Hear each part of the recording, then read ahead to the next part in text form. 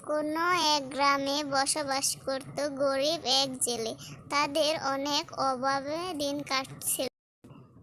অনেক বেলা হয়ে গেছে, ঋতুর আব্বুকে ডাক দিই।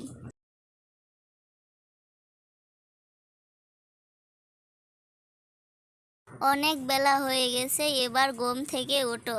নদীতে গিয়ে দেখো মাছের সন্ধান পাও নাকি। ঘরে কোনো খাবার নেই।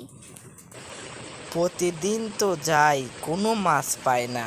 আজকে গিয়ে দেখি মাছ পাই নাকি। এ কথা বলে ঋতুর বাবা হাঁটতে হাঁটতে নদীর পাড়ের দিকে গেল।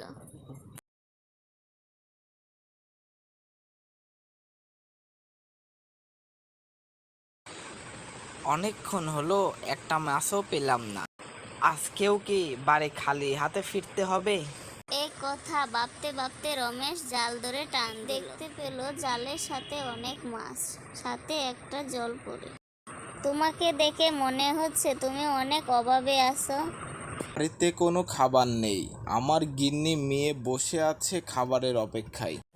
এ কথা শুনে জলপরি দুটো মাছ দিল আর বলল, এগুলো নিয়ে বাড়িতে যাও।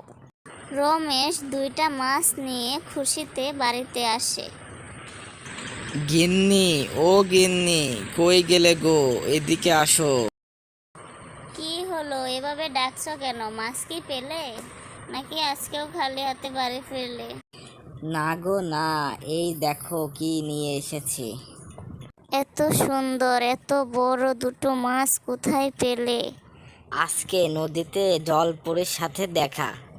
আমাদের কষ্টের কথা বললাম, তা শুনে জলপরী আমাকে দুটো মাছ দিল। তাহলে তুমি বাজারে গিয়ে এই দুটো মাছ বিক্রি করে খাবার দাবার কিনে নিয়ে আসো। তারপর বাজারে গিয়ে দুটো মাছ বিক্রি করে অনেক খাবার কিনে নিয়ে বাড়িতে আসে।